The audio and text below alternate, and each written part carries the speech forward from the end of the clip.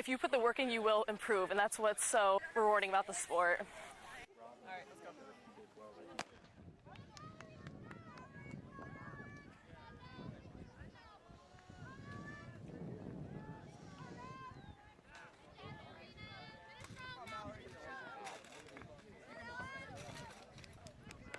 I started on the varsity team when I was in 7th grade, so about 6 years, my 6th year.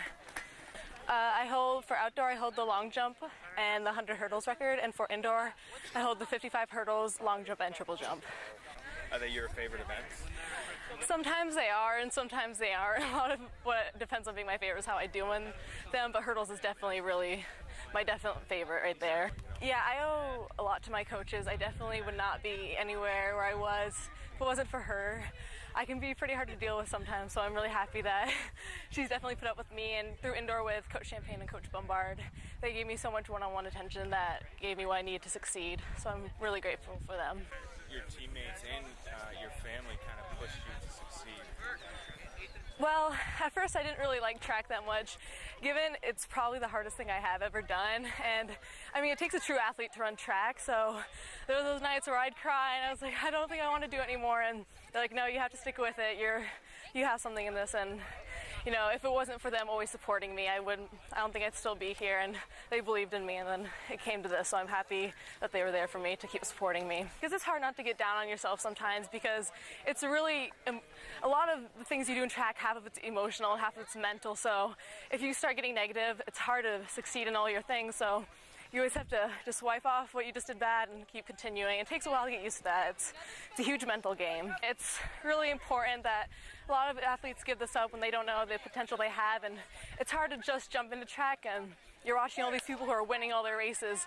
And, you know, I was there too.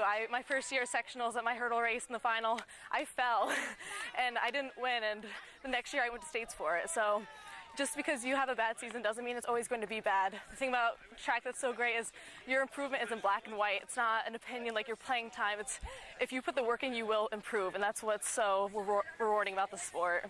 Can you remember any of your really early times compared to now? Yeah, I don't really remember much from 7th grade because I didn't really take it that seriously.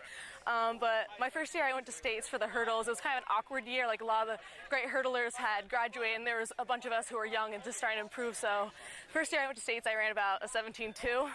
And now, like handheld, I run a 15.2. So 2 seconds may not seem a lot, but man, like when you have 100 meters, that's dramatic. And when it's 2 seconds, just seeing the first person go and then counting 2 seconds, it's just a dramatic difference. You only have handheld up here.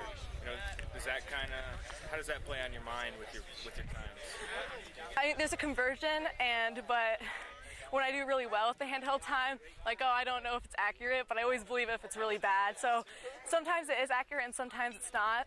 But going to the big meets and having the FAT time, it's really nice to know. It's like, I ran a 15.4. That 15.2 really was accurate, and I didn't get my hopes up for nothing. So it's not always a big deal, but you can usually tell when it's a little off.